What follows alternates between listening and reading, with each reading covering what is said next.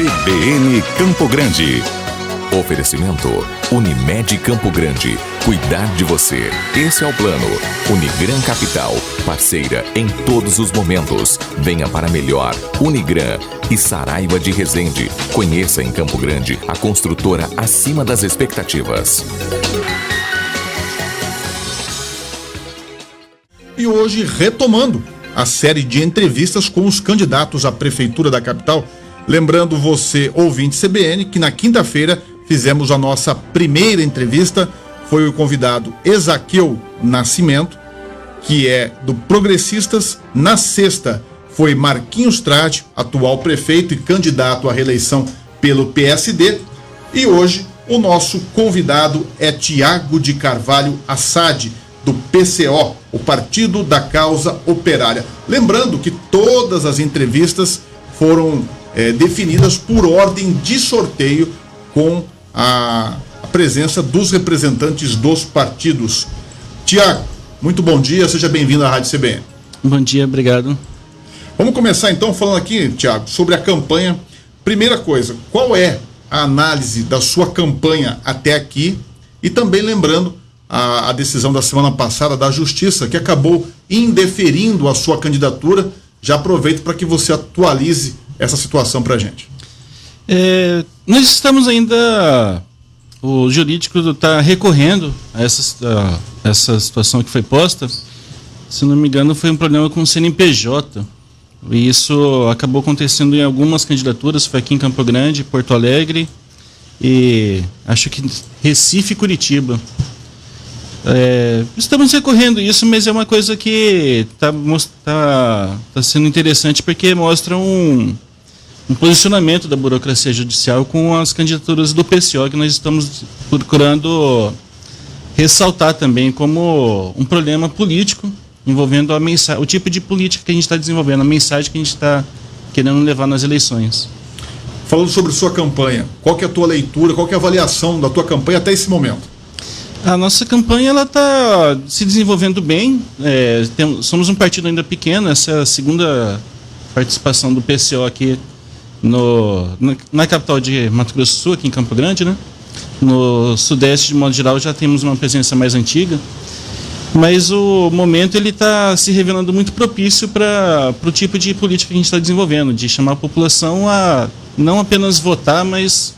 porque em grande medida as eleições elas estão passando por um processo muito fraudulento mesmo. A gente está vendo no Brasil inteiro o tempo reduzido, a impossibilidade de você ter militância na rua, uma série de manipulações que estão sendo feitas, o tempo de televisão também dos partidos menores. Então, mesmo com todos esses empecilhos, a campanha de rua que a gente vem desenvolvendo vem surtindo um efeito no sentido de mostrar para a população que existe uma outra perspectiva política também, não voltada apenas à conquista de cargos. Só para reforçar essa sua colocação, na verdade, o PCO então coloca o seu crescimento e a sua apresentação como partido mais importante até do que a eleição em si? Nós entendemos assim, a eleição... Até porque está fazendo certo, faz muitas críticas ao próprio processo eleitoral do qual participa. Sim, a gente está... Esse momento a população está prestando muito mais atenção na política, e isso é uma coisa positiva para a gente lembrar, por exemplo, que mesmo você pega nos Estados Unidos, um país que existe essa ideia de democracia consolidada, o Trump, por mais abjeto que seja aquela criatura, ele está denunciando uma coisa que é verdade. Está tendo muita manipulação, muita fraude nas eleições lá. E se lá está desse jeito, você não precisa de muita imaginação para perceber o que está se desenvolvendo no Brasil, aqui em Campo Grande igualmente, né? Vamos lá falar um pouquinho de proposta, Tiago. Em relação... Vamos começar por educação. Educação sempre é prioridade, né? Envolve quase que toda a sociedade. Como que você, caso eleito pelo PCO, encara o desafio de melhorar a qualidade de ensino, ampliar as vagas nas creches, né, as MEIs, das escolas, tempo integral e a valorização do professor? Fala um pouquinho para a gente sobre essa proposta sua. É só uma coisa, meninos, a gente, no PCO, de modo geral, nós não trabalhamos com a perspectiva de sermos eleitos, assim, em nenhum lugar, porque, como eu estou colocando, essas eleições elas estão se desenvolvendo em condições muito adversas, especialmente para a esquerda. Então, nossa grande proposta para a educação, na verdade, é que os próprios envolvidos se unam em comitês de luta, especialmente os estudantes, que estão agora ameaçados de maneira muito severa por essa política genocida de volta às aulas. Então tem que enfrentar isso, porque voltar às aulas num momento como esse, o país se aproximando aí de 160 mil mortos, é um impulso já declarado a um genocídio assim, em escala sem precedentes na história do Brasil, porque essa juventude vai se contaminar, vai levar para os seus familiares, enfim. Então, para esse momento, o que está posto agora na realidade do Brasil, a juventude ela vai ter que lutar contra isso através dos seus próprios organismos de luta, coletivo, como tem que ser, porque não passa por uma questão individual, mas em grande medida chamar os professores também a lutar contra, porque essa é outra categoria que está muito ameaçada por essa política. E outra política que está posta para a educação, que nós denunciamos também como um profundo retrocesso, é a política do ensino à distância, que está sendo usado para destruir a educação mesmo, substituir professores por telas, e isso afeta os estudantes, que são os mais interessados na evolução da educação, mas afeta também os empregos dos professores, que estão muito ameaçados aí. Ô, Tiago, você trouxe uma perspectiva interessante, né? Você falou aqui para nós abertamente que não é o foco principal do PCO, nem o teu, vencer as eleições e trazer talvez uma mensagem do partido, tua, em relação a isso. Mas mesmo assim, quando você coloca uma candidatura à prefeitura, a gente gostaria de ouvir como que você pensa, ou o partido pensa, a proposta para a educação de uma Campo Grande, com uma cidade com quase 1 milhão de habitantes, qual que seria as diretrizes que o partido e que você defende? Nós entendemos assim, partindo do pressuposto que são os principais interessados, são os estudantes e professores, eles que têm que se organizar coletivamente. Nós queremos ser instrumentos, inclusive, para impulsionar essa organização coletiva e definirem a sua própria política. Em termos gerais, nós defendemos as escolas civis, somos frontalmente contra as escolas militares. Essas próprias organizações, os estudantes e os professores têm que administrar politicamente as escolas e universidades. As escolas em tempo integral, naturalmente, é uma necessidade também da classe trabalhadora, de terem uma organização onde os seus filhos possam ficar o dia inteiro, já que eles têm que trabalhar o dia inteiro. Os próprios estudantes também precisam disso, na medida em que maior tempo na escola também é um incremento para a sua qualidade, a evolução cultural e educacional, né? Mas são princípios gerais. No final são os estudantes mesmo e os professores que têm que definir essa política. E com respeito à saúde pública, como é que o PCO vê e como é que está tratando esse assunto na campanha eleitoral? A saúde, a gente está vendo agora uma coisa muito emblemática, que é justamente o coronavírus, né? 160 mil mortos, mais de 5 milhões de doentes aí, não motivaram o regime político a fazer nenhuma melhoria, nem a nível de demagogia no campo da saúde. Então, inevitavelmente, vai ser a própria população trabalhadora, através de organismos, nós defendemos os conselhos populares mesmo, de trabalhadores, para impulsionar essas melhorias, a instalação de hospitais e postos de atendimento nos bairros operários, fazer expandir essa rede de atendimento, que é muito pequena, muito reduzida, e chamar os profissionais de saúde também, que são os que estão na linha de frente desse serviço essencial para a classe trabalhadora, para aprimorarem a própria fornecimento de serviço. E uma outra coisa também que a gente sempre coloca, por exemplo, por que Cuba tem, mesmo sendo um país tão pobre, tão desprovido de recursos, consegue ter um sistema médico capaz de enviar ajuda para países muito mais desenvolvidos? O acesso à educação médica, ao ensino superior de saúde em Cuba, ele não tem fronteiras, não tem essas barreiras burocráticas que existem no Brasil. Então, você terminou o ensino médio, qualquer um lá que terminou o ensino médio pode ser médico. Isso, longe de diminuir a qualidade do serviço, ampliou de maneira muito concreta, como a gente está vendo agora no coronavírus. Os médicos cubanos indo para a Itália, para a Holanda, enfim, para o mundo inteiro, para tratar a pandemia. Nós defendemos o mesmo padrão aqui no Brasil, a abertura total das escolas de nível superior da área de saúde, para termos mais profissionais desse ramo. Eu percebi, tanto na educação quanto na questão da saúde, uma política parecida, que é a da descentralização. Essa é uma das bandeiras do partido, de colocar poder também, não só de cima para baixo, mas envolvendo as pessoas que estão atreladas a ele, no caso, professores, alunos, no caso da saúde, médicos, comitês, conselhos. Me explica um pouquinho sobre isso. É isso mesmo. A gente entende que a própria experiência da população com essas questões já serve como uma educação política para que a própria população tome conta disso, não fique dependendo de algum iluminado aí que ninguém sabe de onde que veio, mas que fala, não, eu tenho um plano aqui, porque eu sou melhor, e todo mundo vai seguir. Não, isso não existe, né? E isso em algum lugar, pela experiência de vocês, funciona dessa maneira, desse sistema? Citei aqui o caso de Cuba, né? Em grande medida, é uma escala muito reduzida, mas nos Estados Unidos a gente tem uma situação parecida com essa. A maioria dos países europeus também você vai ter uma participação muito efetiva da própria comunidade no gerenciamento dos seus serviços. E nos países mais atrasados, em geral, a gente tem essa dificuldade, que é justamente um reflexo, na verdade, da submissão da população.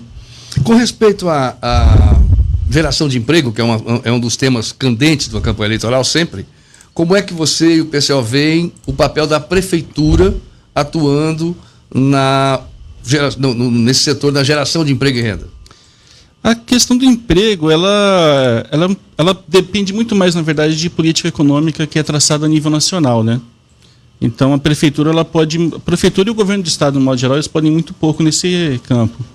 Mas ainda assim, por exemplo, uma coisa que a gente defende que seria muito positivo seriam experiências parecidas com essas dos comitês de bairro, mas voltados para que a própria população desempregada, por exemplo, você pega lá no Centro-Oeste, lá onde eu moro, tem uma massa enorme de pessoas lá que está desempregada, que está, enfim, sobrevivendo de bicos. Seria muito interessante juntar essa população que está desempregada, que você já tem mão de obra ali disponível, e empregar eles para construir melhorias na infraestrutura, rede de esgoto, moradias, asfalto, enfim, fazer a infraestrutura do bairro, que é muito precária. E aí você tem tanto a melhoria das condições de vida ali da comunidade onde eles estão, quanto tem também o emprego também para a população que está desempregada agora e poderia estar fazendo alguma coisa muito produtiva, né? Então, como você avalia, por exemplo, a questão de fatores geradores de emprego? Aí não falo indústria, comércio e outros segmentos econômicos que podem também gerar emprego. Como que você analisa isso? A gente tem uma situação que, assim, o Brasil está sob intervenção. E a nível federal, estadual e municipal, todos os níveis da administração pública, você tem uma expropriação muito grande do recurso público para financiar bancos que, em grande medida, estão em processo falimentar e precisam efetivamente roubar, falou que é o português, claro, a população, para conseguir se manter. O que nós defendemos é que esses mecanismos de transmissão de renda, a rolagem da dívida pública, eles parem de ser pagos para financiar justamente as atividades industriais que o país precisa. E só um acréscimo também, se a gente está aí com 74 milhões de desocupados e 14% da mão de obra oficialmente desempregada, então a jornada de trabalho ela vai ter que ser diminuída para comportar essa população que está fora também. Nós estamos conversando com o Tiago de Carvalho Assad, que é do PCO, candidato a prefeito de Campo Grande. Nós vamos fazer um rápido intervalo agora. Na sequência, a gente continua com a entrevista. Até já. Estamos de volta com o CBN Campo Grande desta segunda-feira, chovendo agora na capital, e chovendo também na região sul do estado. Estava prevista essa chuva e a gente está hoje continuando nossa série de entrevistas com os candidatos à Prefeitura de Campo Grande. Hoje o nosso convidado é o Tiago de Carvalho Assad, do PCO, que é o Partido da Causa Operária. Lembrando sempre que a ordem das entrevistas foi definida por sorteio na presença dos representantes dos partidos e também dos candidatos. E a gente vai retomar agora a conversa com o Tiago com a participação de uma pergunta de um ouvinte. Vamos ouvir. Meu nome é Alaide, moro no bairro Novos Estados. Eu queria saber do candidato qual que é a proposta sobre cultura em Campo Grande. Nós entendemos que a oferta de eventos, assim, ela tem que ser ampliada. Mas é parecido com o que nós defendemos também sobre os outros campos. Os próprios envolvidos com o setor cultural, na verdade, eles têm muito mais conhecimento de causa, né? Tem lugar de fala para falar sobre essa questão. Então, o ideal é que coletivos de cultura se organizem também para aumentar essa oferta, que realmente é uma defasagem muito grande na população, mas que tem que ser superada, acreditamos nessa forma, pela via da organização coletiva dos envolvidos. Tiago, eu vou entrar no assunto agora que é muito, muito caro, muito querido do PCO, principalmente em outras capitais, sobretudo, tem uma histórica militância nessa questão, que é do transporte coletivo, tarifa, oferta. Como é que você vê essa questão em Campo Grande? Como é que o partido encara isso e discute essa questão? Aqui em Campo Grande nós temos um exemplo claro também de que o modelo privado ele está fadado a ser um fator, inclusive, de crise para a população, porque você vê aí que ele está envolvido com o poder constituído até a medula, né? Agora a gente está com essa história de aumento de impostos aí que vai aumentar a tarifa. A gente vê o modelo privado como um ataque, inclusive, ao direito de ir e vir da população. Nós defendemos que os próprios operários, a categoria dos motoristas, eles não são simplesmente trabalhadores, mas estão atuando diretamente no modelo de produção, então são operários também, e defendemos que eles se juntem em comitês de luta para acabar com esse modelo. Nós nos colocamos à disposição dos condutores para que esse modelo de transporte público ele volte a ser estatizado sob o controle dos operários, dos motoristas, enfim, as pessoas que conhecem melhor o sistema de transporte público. Considerando essa proposta da estatização do transporte coletivo, que é uma questão histórica do PCO, das suas proposições, você entenderia também que seria o caso de estatizar o serviço de água e esgoto, por exemplo? Sim, os serviços essenciais, aqueles que dizem respeito diretamente às condições de vida da população, têm que ser estatizados e colocados sob o controle dos próprios trabalhadores. São eles que vão conhecer melhor o funcionamento daquilo. E na medida em que eles próprios são beneficiados, a questão do interesse na expansão, na qualidade do serviço, é muito mais presente nele do que nos capitalistas que controlam o serviço hoje, que você vai ver aí toda uma teia de corrupção que se desencadeia em torno disso, mas como uma consequência, não uma causa. Isso que a gente tem sempre que frisar. Ainda sobre o transporte coletivo, né, que de certa forma abrange muita gente em Campo Grande, não digo todos, mas abrange uma boa parte da população. Do ponto de vista de estrutura, Tiago, do sistema como funciona hoje, quais são os seus principais pontos de observação e que poderiam ser diferentes? A gente tem o modelo assim que ele tem uma defasagem de oferta, né? Você tem, por exemplo, uma cidade como Campo Grande não comporta mais o sistema de transporte parando 11 horas da noite. Agora eu não lembro que hora que parou, porque depois da pandemia fiquei um pouco desatualizado, mas por volta disso. Então, isso é uma coisa que tem que estar 24 horas, você não sabe a necessidade da população durante o período da noite. Você tem uma malha inteira que tem que ser desenvolvida.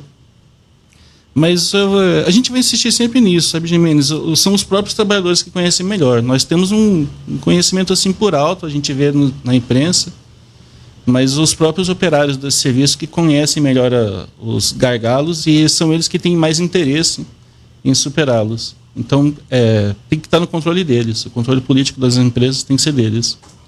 Vamos mudar de assunto? Vamos para segurança pública agora. Eu queria saber da tua visão ou a tua proposta sobre guarda municipal, e aí entra todo o entorno da segurança. Iluminação pública, estrutura nos bairros.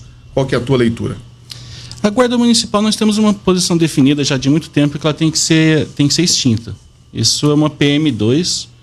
No Brasil inteiro a gente vê a PM, ela é o principal órgão de... aparece com esse desculpa de combater a violência, aliás, mas é o principal produtor de violência, o principal ente responsável por mortes no Brasil. E a Guarda Civil está se desenvolvendo no mesmo sentido. Esses dois órgãos têm que ser extintos. Nós entendemos que a população é plenamente capaz de prover sua própria segurança, organizada em comitês de autodefesa, para controlar ali os bairros, os comerciantes dos bairros também participarem, enfim. Mas sempre a própria população, porque essa é mais interessada mesmo na segurança da sua própria região, seja de trabalho ou no seu local de vivência. Você, só para pontuar aqui, então, você defende a extinção da Guarda Municipal? Tem que ser extinta, isso é uma burocracia. A burocracia ela tem uma característica intrínseca a ela, que é ser plenamente 100% independente da população, para ser totalmente dependente dos poderosos da classe dominante. E aí eles vão defender sempre os interesses desse grupo. Eles nunca vão defender o interesse da população. Por isso que você vê, por exemplo, que a população, por exemplo, é sempre a população mais pobre e esmagada são sempre as pessoas que morrem nas ações policiais, são sempre esses que são presos. Nunca é um elemento rico. A gente viu um caso recente agora em algum lugar de São Paulo, que agora não me fugiu a memória, mas de um desembargador dando uma carteirada num agente de repressão desses, e quando é com esse público a conversa deles é diferente. Eles mesmos falaram recentemente lá em São Paulo que em Alphaville a conversa é outra, né? Porque eles são... A burocracia ela é dedicada a servir esses interesses, não o interesse da população. Com respeito à questão tributária, especificamente a cobrança dos impostos, a arrecadação dos municípios, que é, na verdade, o que sustenta a gestão, né? Qual é a visão do PCO a respeito disso? IPTU, o ISS? É claro que as regras são federais, né? Mas as prefeituras atualmente cada vez mais dependem da sua própria arrecadação, cada vez mais, né? Conseguem arrecadar, conseguem uma certa autonomia. Como é que você vê isso? Nós defendemos uma coisa, por exemplo, que a gente fala sempre é que o salário ele não é renda. Sim. Então, por exemplo, o imposto de renda não deveria cobrir quem vive de salário. Ele deveria cobrir só quem vive de renda. O PCO, no modo geral, ele é a favor de um imposto único. Nós entendemos que o sistema tributário brasileiro ele é complicado de propósito, que é para ser confuso mesmo, e beneficiar a classe dominante apenas, que não vai pagar, enfim, a gente tem uma situação onde a sonegação de impostos ela é gigantesca no Brasil, só quem paga imposto mesmo é uma parcela da classe média e os trabalhadores que têm uma tributação muito pesada.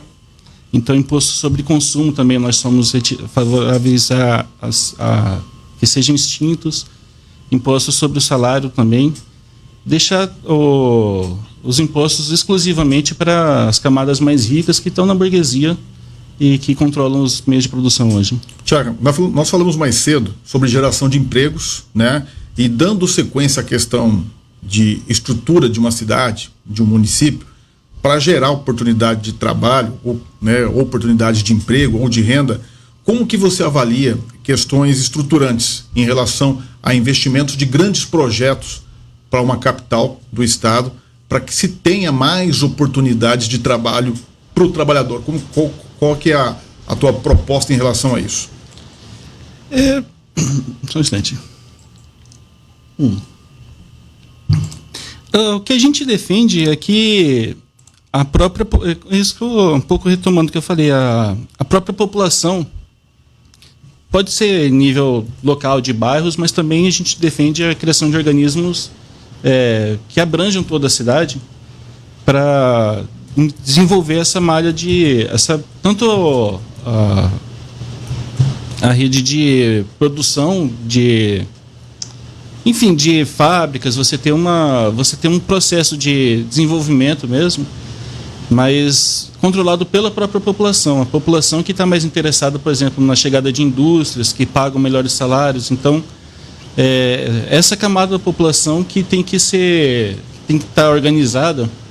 E nós vemos que dinheiro, por exemplo, para o Brasil é uma coisa que não falta. Existe toda uma demagogia que os recursos são escassos. É mentira isso. A gente acabou de ver o governo Bolsonaro dando mais de 1 trilhão e 200 bilhões de reais para meia dúzia, sendo muito generoso, meia dúzia de banqueiros.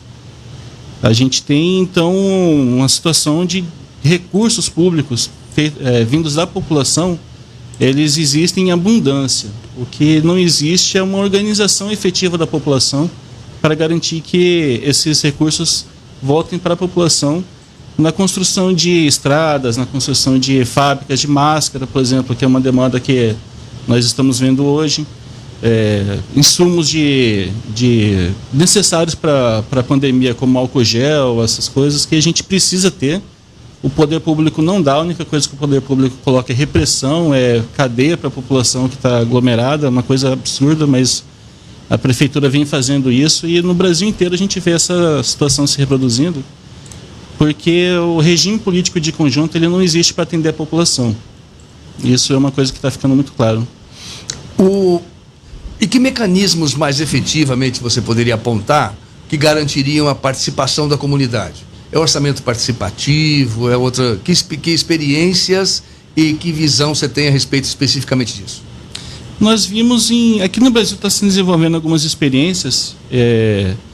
Lá na Bahia, em São Félix do Coribe, já existem organizações de conselhos populares mais desenvolvidas que conseguiram, através da mobilização da própria população nos bairros trabalhadores, conseguiram, por exemplo, mitigar um pouco o problema da fome com a criação de restaurantes populares, acesso a insumos mesmo, máscara, álcool gel, garantidos pelo poder público. E em Blumenau, em Santa Catarina, também nós vimos uma experiência muito desenvolvida nesse ponto. E o que nós estamos tentando trazer aqui em Campo Grande é isso, usar o período eleitoral como uma plataforma para desenvolver esse tipo de ação, falar para as pessoas que estão ouvindo e estão assistindo que isso está acontecendo em algumas localidades do Brasil, ainda de uma maneira incipiente, porque a gente tem um atraso político que já vem de algumas décadas, mas está começando. E a população, quando ela se junta, ela é plenamente capaz de conseguir tudo. O PCO chegou a fazer alguma coligação aqui em Campo Grande? Não. Ele lançou quantos candidatos a vereador? Nenhuma, na verdade. A gente está só... É só você que é o candidato a prefeito. Isso. Ocupando esse espaço. Isso. Aproveitando, a gente está falando de estrutura, candidato a vereador, como que você enxerga, Thiago? E o partido também, até para a gente ter essa noção, do ponto de vista de estrutura, né, de poder. E aí a gente fala de Câmara de Vereadores, a Prefeitura com relacionamento com a Câmara, relacionamento com o governo do Estado e relacionamento com a União. Essa estrutura hoje se encaixa do que o PCO... Vamos imaginar que você vença a eleição. Como que seria essa articulação entre os poderes e para que a cidade consiga se desenvolver? Essa relação, na verdade, sim, só reforçando, nós sabemos que não vamos ganhar aqui, nem em nenhum outro lugar, mas assim, essa relação que você está colocando, ela segue meio que o padrão da política burguesa de... você tem algumas diferenças aí pontuais, mas elas são muito reduzidas. Na hora que precisa atacar a população, sobretudo a população trabalhadora, que são as massas principais do Brasil, de norte a sul do país, a gente vê que existe as eventuais diferenças que existem no campo da direita, elas acabam e eles se juntam, seja para aprovar teto dos gastos, seja para aprovar esse verdadeiro roubo que foi aprovado agora da reforma da Previdência, seja para aprovar impostos sobre o transporte público, ou tarifas para motoristas de Uber, como a gente está vendo aqui. Enfim, em todos os campos da administração pública você vai ver esse mesmo padrão. Em princípio geral, nós defendemos que instâncias de poder, quanto mais melhor. Nós não somos a favor de se reduzir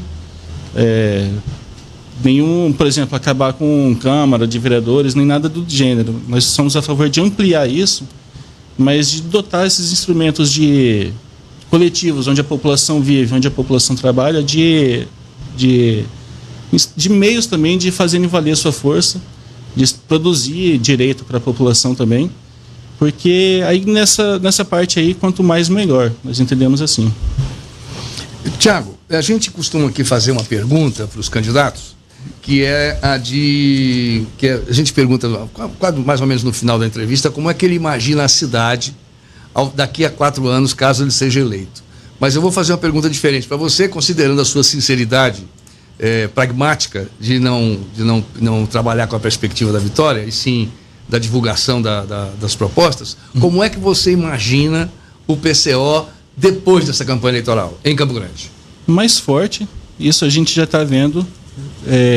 O PCO ele já tá essas propostas que a gente tem defendido, elas passam por uma barreira às vezes muito grande, sobretudo do lado da extrema direita, mas entre as classes trabalhadoras ela é muito aceita, e nós já estamos recebendo uma resposta positiva da população que se junta para nos ajudar a levar adiante, assim, seja pela via de organizar também a campanha de mobilizações de rua que a gente defende, seja mesmo pela via de filiação ao partido, que é uma coisa que nós defendemos também, que são coisas muito mais importantes mesmo do que votar.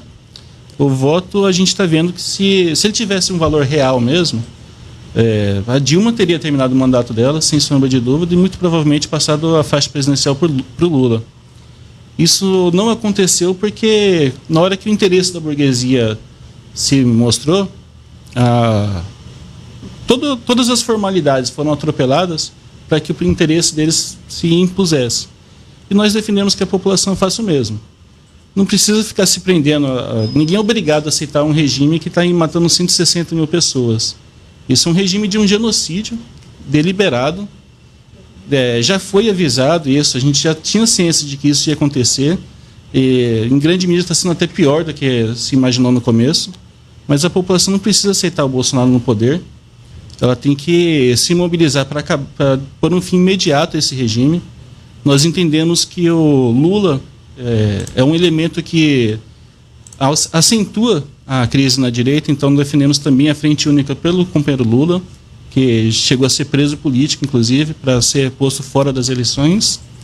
E o grande termômetro de sucesso para a gente seria a adesão da classe trabalhadora campograndense, no Brasil inteiro, mas falando aqui sobre a localidade onde a gente está, a esse projeto, para ter a clareza de que absolutamente ninguém vai fazer nada sem a mobilização popular. É daqui para pior, porque a tendência vai ser só essa. As eleições agora elas já estão dadas, a gente já sabe mais ou menos quem vai ser o prefeito, e ele vai continuar fazendo o mesmo tipo de barbaridade que vem fazendo até hoje, porque é um regime de interesses, e isso que é importante a gente ter claro. Não se trata de ideias abstratas, são interesses concretos que estão se manifestando, e esses interesses não têm nenhum problema em matar a população e prender cada vez mais, enfim, barbarizar mesmo a vida do povo. Bem, já deu nosso tempo. Eu quero agradecer a participação aqui do Tiago de Carvalho Assad, do PCO, Partido da Causa Operária. Ele foi nosso entrevistado hoje entre os candidatos à Prefeitura de Campo Grande. Tiago, obrigado pela participação aqui na CBN. Obrigado, Jimenez. Obrigado, Guilherme. Muito obrigado. Só lembrando você, ouvinte CBN, que nós vamos ouvir os 15 candidatos à Prefeitura de Campo Grande. Como disse o Tiago, isso aqui é um espaço democrático para que a gente ouça todos os pontos de vista, projetos, e também intenções de propostas para a capital. E amanhã, terça-feira, é a vez do Dagoberto Nogueira, candidato pelo PDT. CBN Campo Grande. Oferecimento Unimed Campo Grande. Cuidar de você. Esse é o plano. Unigran Capital. Parceira em todos os momentos. Venha para melhor. Unigran e Saraiva de Resende. Conheça em Campo Grande a construtora acima das expectativas.